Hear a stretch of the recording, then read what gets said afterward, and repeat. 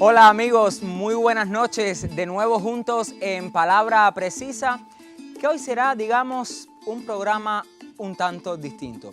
A diferencia de espacios anteriores, solo tendremos un invitado, un hombre que hace apenas 97 horas recuperó plenamente su vida, su verdadera identidad, mantenida en pausa durante un cuarto de siglo para cumplir las misiones encomendadas al agente Fernando. Mi nombre es Carlos Leonardo Vázquez González. Soy médico, especialista de primer grado en Medicina General Integral y especialista en oncología y máster en ciencia. Pero soy un cubano, un revolucionario, un martiano y lo más grande, un fidelista. Y hace más de 25 años soy el agente Fernando de los órganos de la seguridad del Estado.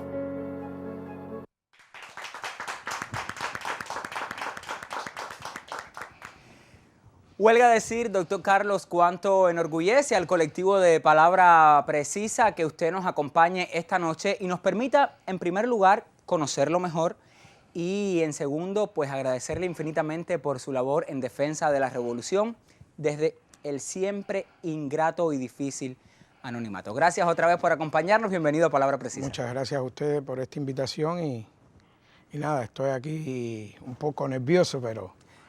Bueno, yo imagino que la profesión a la que usted se dedica, que es la oncología, siempre es más difícil, aunque las cámaras generan tensión. Siéntese en su casa y vamos entonces a comenzar con nuestro diálogo de esta noche. Gracias. Lo hemos visto estos días, digamos que muy emocionado.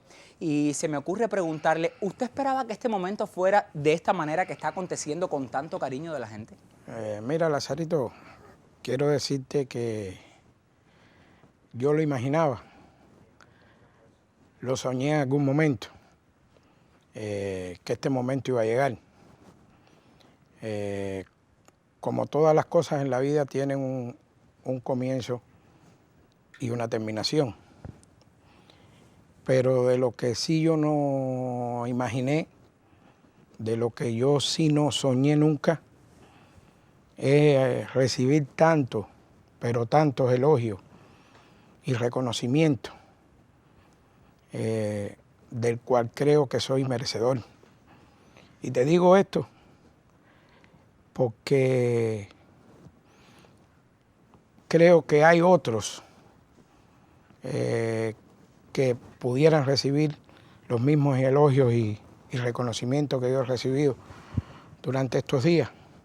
Te puedo enumerar mis compañeros de trabajo, al cual quiero tanto, y en oportunidades le señalé a mi oficial que podíamos buscar en esa fila otro Fernando para crecer el ejército del silencio. A esos valiosos y grandes investigadores que han tenido que ver con el trabajo de los candidatos vacunales, vacunas propias para la inmunización de nuestra población, a esas amas de casa que se encuentran en la cocina inventando qué van a hacer de comer, que sufren el bloqueo de los alimentos, a los trabajadores innovadores, en fin, créeme, y han sido demasiados elogios y demasiados reconocimientos que cualquiera de nosotros, los que estamos en este mismo estudio, podían haber sido lo que yo fui durante 25 años. Usted estuvo 25 años, doctor, representando un personaje que lo obligó a esconder sentimientos, principios y preferencias. Y quizás su trabajo fue, digamos que lo único verdadero que pudo conservar de esa vida real del doctor, de Carlos. ¿Cuándo y por qué usted se hizo médico? ¿Qué le motivó? En sexto grado, estando en la Escuela de Ejército Rebelde, y por tener una madre enferma y que demandó de mí atenciones y cosas específicas Desde el punto de vista médico, fue lo que desencadenó mi vocación como médico. Ser médico es una condición humana indescriptible. Ser médico es humanidad. Ser médico es sacrificio. Ser médico para mí es mi vida. Y eso me hizo emprender mi vocación de médico, además que le doy la felicidad al ser humano de tener lo más preciado, que es la salud. Yo imagino que es muy tenso, sobre todo porque su especialidad, en muchas ocasiones las personas se debaten quizás entre un desenlace fatal y también la vida, y qué bueno que usted con su labor pues contribuya a esa felicidad. Ahora, ¿le sirvió esta profesión por la que usted decidió en su trabajo como agente? ¿Se le abrieron las puertas, digamos, siendo un médico para esta labor en el silencio? Mira, Lazarito, claro que mi profesión de médico me sirvió para que se me abrieran las puertas dentro de la disidencia en Cuba. Primero, como te había dicho, la condición humanista, la ética moral y profesional de los médicos cubanos es bien exclusiva. Y estos personajes de la disidencia demandan de atención médica. Y yo te podría citar ejemplos durante estos 25 años de líderes de la oposición o disidentes contrarrevolucionarios que yo he atendido su estado de salud. ¿Quiénes, por ejemplo, doctor? A Rosa María Payá y familia, a Elizardo Sánchez Santa Cruz y familia, a la Elisa Diversén y familia, y a Manuel Cuesta Morúa, que he tenido durante el tiempo que estuve en los órganos de la seguridad de Estado, una estrecha relación, y con algunos llegué a tener relaciones personales que me sirvieron para desarrollar mi trabajo durante todos estos años. Y aún algunos que no se encuentran en Cuba lo saben. Usted ha mencionado personajes que en su momento pues fueron muy publicitados, vamos a decirlo así, en Occidente como activistas de los derechos humanos, reconocidos incluso con premios. Por eso le pregunto, ¿esa relación usted la califica como estrecha? Usted dice que en algunos vínculos personales, pero ¿se llegó a esa complicidad, a esa intimidad con estas personas? Claro, se llegó a esa complicidad, puesto que yo me ocupaba de su salud. O sea, yo me ocupaba de en cada uno de los chequeos solicitados. Por ello, yo los realizaba aún desde los más simples hasta los más complejos. Y esa era una de las actividades que yo realizaba. O sea, aún disidentes que marchaban al exilio, antes de irse, se les realizaban estudios costosos que cuando llegaran a los Estados Unidos no se lo podían realizar. O sea, esa es la contradicción. ¿Y cuánta hipocresía también? Y la hipocresía que existe en este tipo de contrarrevolucionarios, disidentes, opositores, como suelen llamarse, con relación a los ataques que se realizan a nuestro sistema de salud, que lo vemos ahora con ahora han aprovechado de la las pandemia. Campañas contra la escasez de medicamentos, que esto lacera a los enfermos. Pero te cuento que yo trabajo, como se ha dicho, en el Instituto Cubano, en el Instituto Nacional de Oncología y Radiobiología, y tenemos escasez de citostáticos. Y es orgulloso decirte esto, Pero se garantiza que es el mejor reconocimiento que se le puede dar a un paciente que no se ha parado un servicio médico en el oncológico, ni la radioterapia, porque se rompe este equipo y hay alternativa de otro equipo. Falta este medicamento y se hacen las gestiones para buscar otro. O sea, esto es importante decirlo porque no estamos hablando de un paciente con una enfermedad crónica, como la hipertensión, el asma, la diabetes mellitus. Estamos hablando del cáncer. Y esto lacera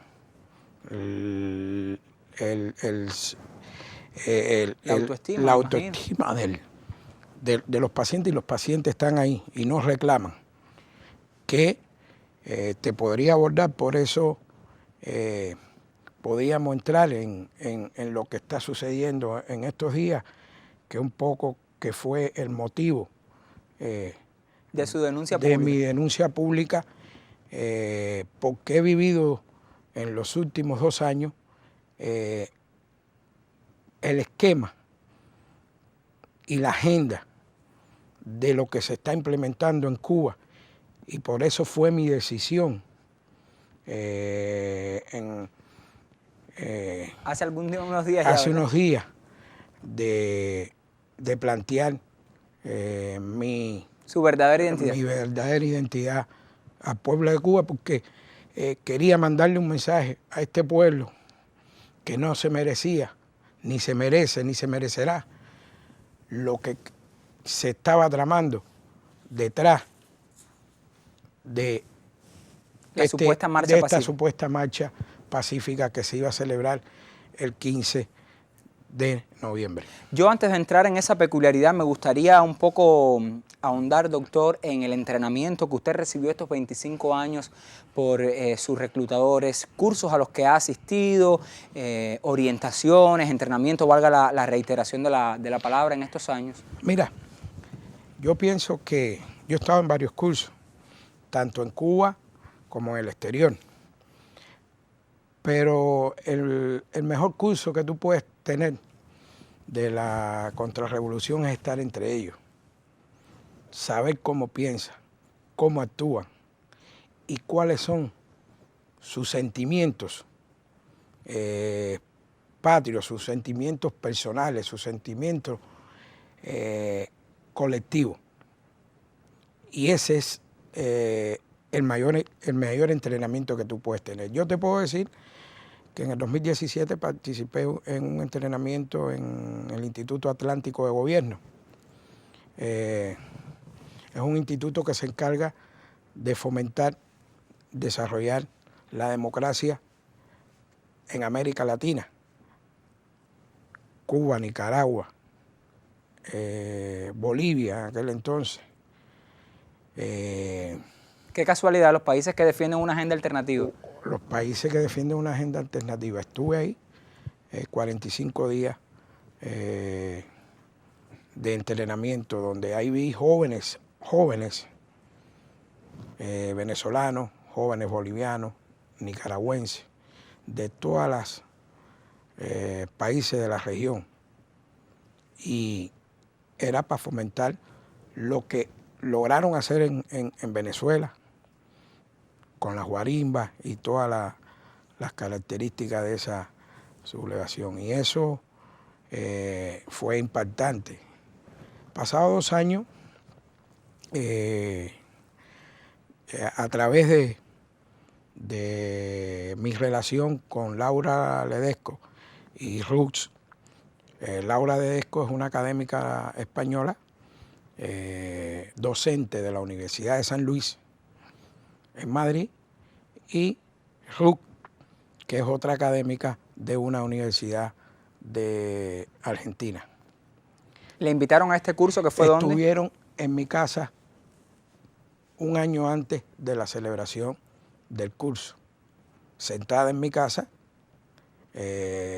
unos minutos, y en esos minutos, o sea, con la relación afectiva, como habíamos dicho, la cercanía que yo había logrado a través de un opositor,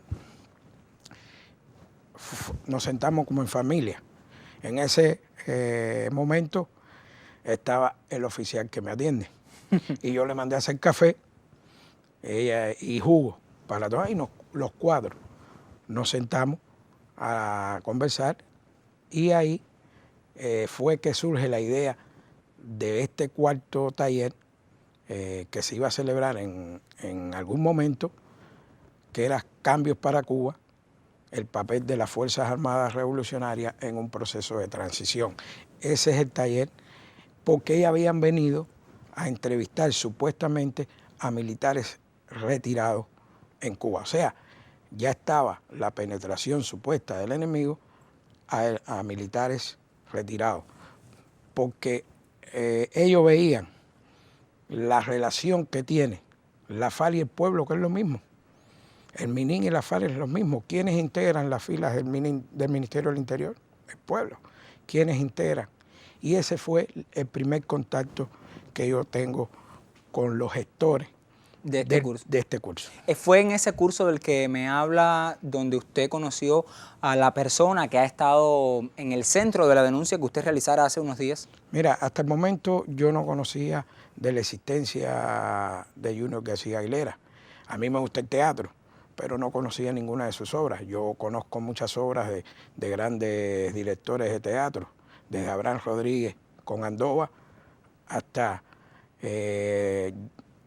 Hierro de Carlos Cerdán. O sea, no soy un conocedor, no soy un especialista del tema, pero sí me gusta el teatro y nunca había oído hablar de Junior García Aguilera como dramaturgo. Conozco a Junior Aguilera en el taller. Fue un taller Lazarito, un taller que realmente fue corto. 3 o 4 días fue. 3 o 4 días. Fue corto y eso es de señalar, pero era muy intenso en cuanto al contenido académico que recibimos. ¿Qué tipo de contenido, doctor? Deja señalarte, fue intenso en contenido académico, pero también en largas jornadas de trabajo. Terminábamos tarde y se producía una cena de trabajo. Que era parte del trabajo. Que era parte del trabajo porque era el complemento del intenso contenido, y se concluía con la cena de trabajo. Perdón. Esto fue durante 4 días. Ahora, es importante de señalar lo que me estás preguntando. ¿Quiénes integraban el colectivo de profesores que impartían las clases? Primero estaba, como había dicho, Laura Ledesco, que impartió un tema. Habían 2 generales. O sea, si tú vas a un taller de dramaturgia, no tiene que haber 2 generales. Sí, o sea, como que no tiene sentido. No tiene sentido. Yo no fui a un congreso médico, yo fui a un taller donde se está hablando cambios para Cuba. ¿Qué cambios? El papel de las Fuerzas Armadas Revolucionarias en un periodo de transición. Ahí habían 2 generales, pero no eran cualquier generales. ¿Quiénes eran? Eran el subsecretario para la Defensa de Chile en el periodo de la presidenta Bachelet, Marcos Robledo. Están las fotos, están las evidencias que yo traje. Y el subsecretario de Defensa de España en el periodo de gobierno de Zapatero. Ese no te puedo decir el nombre porque no lo recuerdo y no logré tener tanta interacción con él como lo hice con Marcos Robledo, que viajamos en el mismo taxi. Hablamos muchos temas y mantuve una estrecha relación, como dijiste, en mi condición de médico, que se me abren todas las puertas. Yo le propongo que hagamos una pausa en nuestra conversación, doctor, para luego abundar en por qué es que estas personas que organizan el curso centran su atención en Junior García. Me gustaría que dejara quizás un poco eso claro después de la pausa. Una pausa diferente a las que acostumbramos a hacer aquí en Palabra Precisa.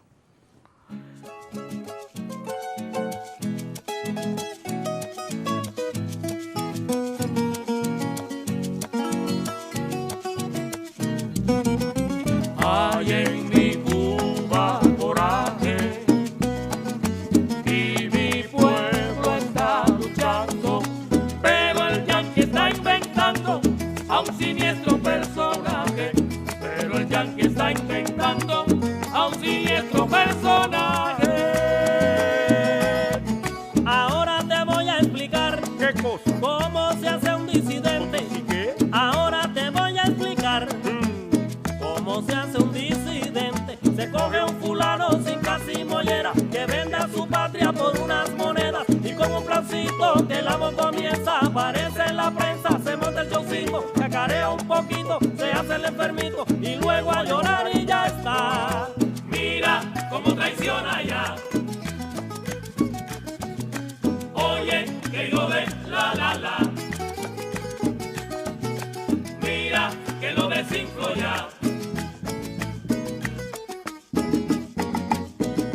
Seguimos conversando esta noche en Palabra Precisa con el doctor Carlos, que ya públicamente ha perdido esta identidad. Muchos le conocen como el agente Fernando, aunque él dice, y luego le preguntaré, que uno vivirá siempre acompañando al otro.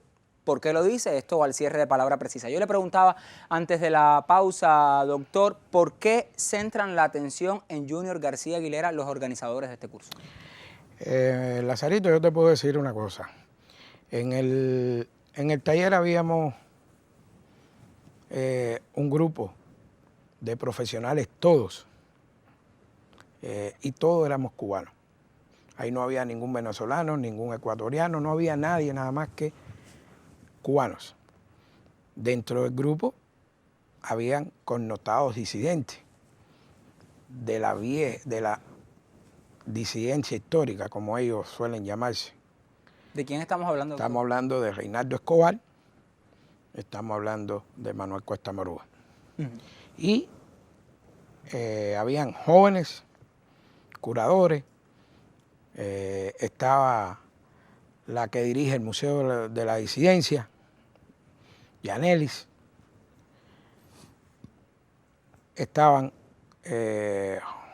un joven escritor, que este joven escritor se queda en España por una beca otorgada por la Fundación Carolina.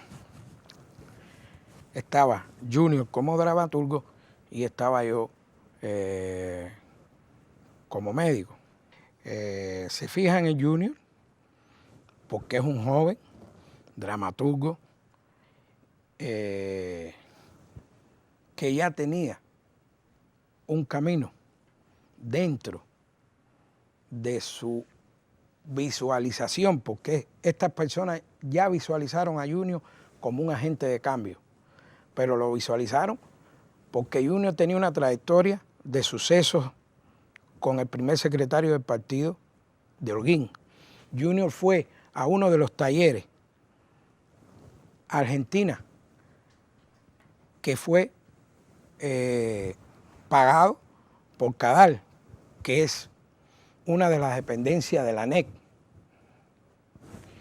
Y Junior posee las cualidades para ser el hombre de cambio seleccionado para este tema. O sea, a Junior lo seleccionaron para hacer lo que hizo el 27 de noviembre.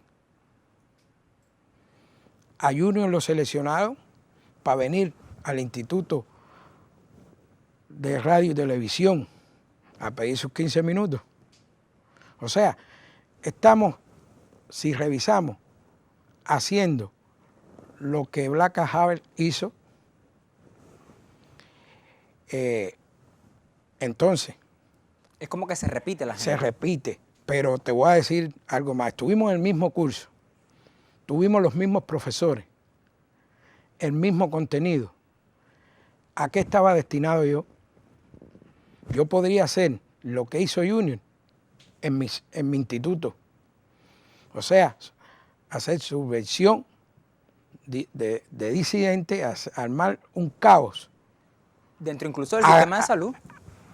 Sirviéndome de todos los problemas que tenemos en el país asociados a la pandemia, yo podía haber hecho un caos en mi hospital. Yo podía haber venido al Ministerio de Salud Pública y yo podía convocar a una marcha de batas blancas.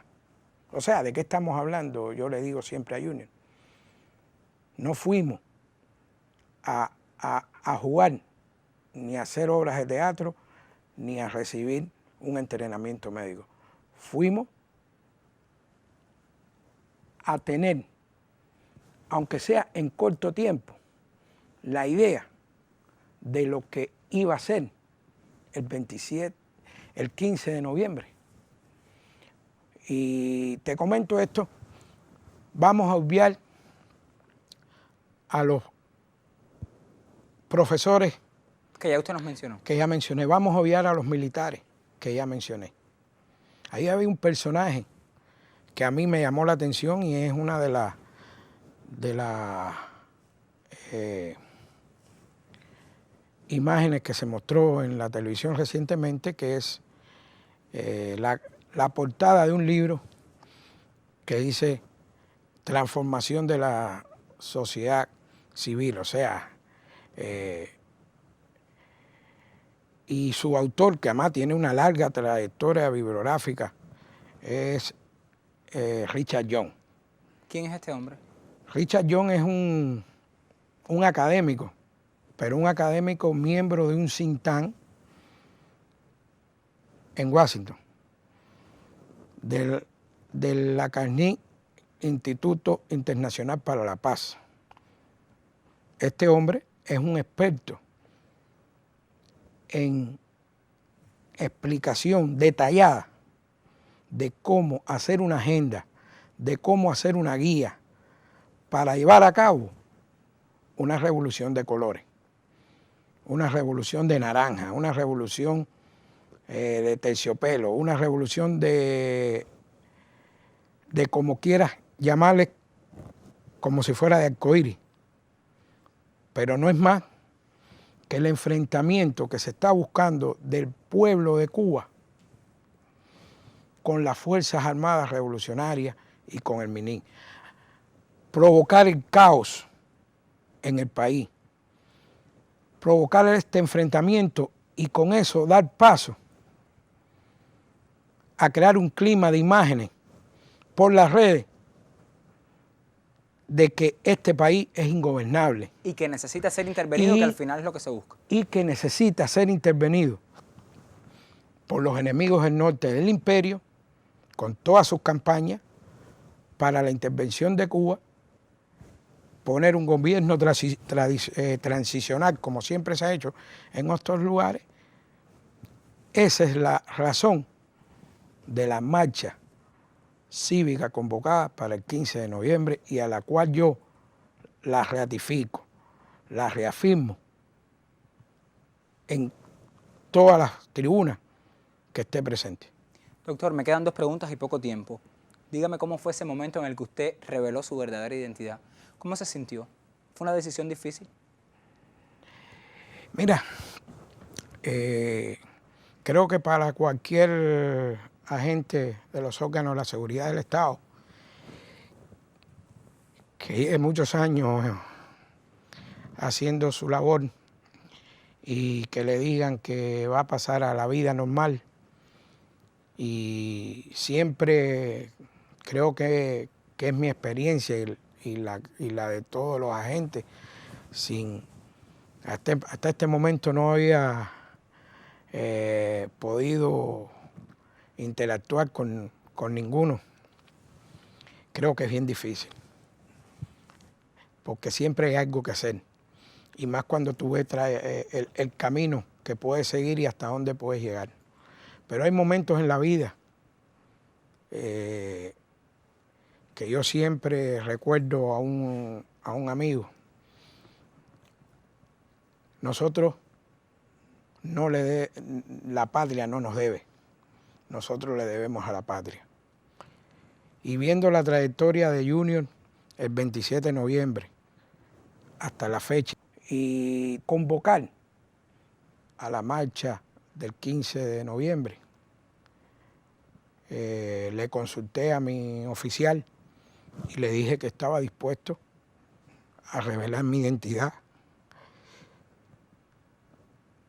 para poder frenar al menos o hacer algo para que esa marcha no se produzca el 15 de noviembre. El 15 de noviembre, sí. Discúlpeme. Y nada, me han conmovido me ha llenado más de emociones. Los elogios y el reconocimiento inmerecido, te vuelvo a decir, del pueblo. Pero valió la pena al menos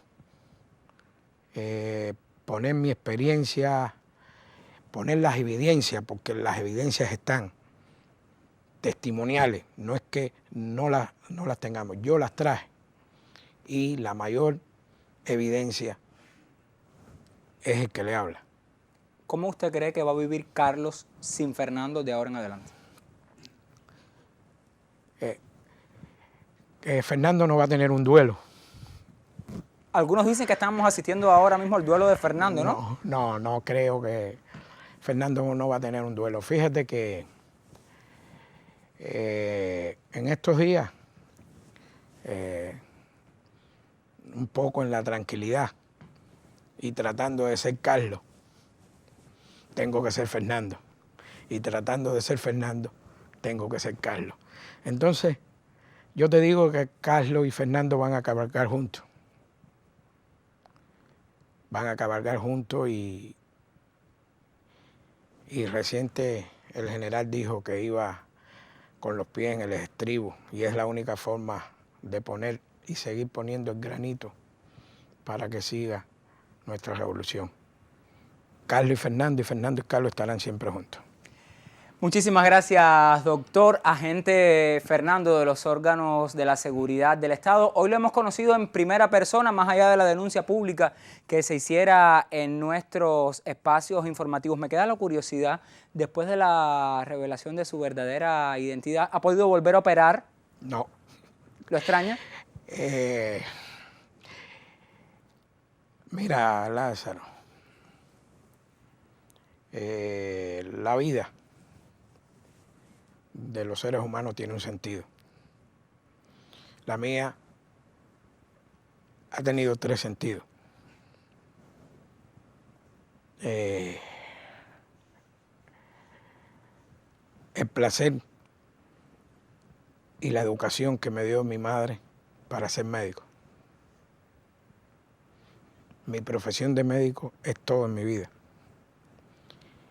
Y tener la oportunidad de continuar el legado de lo que siempre fue mi paradigma para hacer todo lo que hago, que es el comandante en jefe Fidel. En el 2019, a solicitud personal, a mi oficial le pedí visitar la tumba de Fidel. Durante estos largos años no es que he sido insubordinado, no es que he sido indisciplinado, porque he mantenido al lado de mi oficial una disciplina férrea por exigencia. Le pedí tener el juramento que hice frente a la piedra donde se encuentra nuestro comandante. Hay que defenderla, no solo con la vida. Y ese fue mi juramento delante de Fidel, que supiera que ahí estaba su soldado, porque es un soldado de batas blancas de la revolución que en un momento determinado tuvo que realizar otra tarea en el anonimato. Gracias. Le agradezco muchísimo otra vez, doctor, que nos haya acompañado esta noche en nuestro programa y que hayamos podido, reitero, conocerlo en primera persona. Más sobre esta historia seguramente en los próximos días usted conocerá a través de nuestros medios de comunicación, porque también queremos acercarnos al médico, al profesional de la salud, ese que regala felicidad y que todos los días con sus manos pues salva vidas. Gracias otra vez, doctor, por habernos acompañado en Palabra Precisa. Y usted regresa el próximo viernes después de la novela y en retransmisión el sábado en la revista Buenos Días para seguir poniendo aquí la Palabra Precisa. Buenas noches.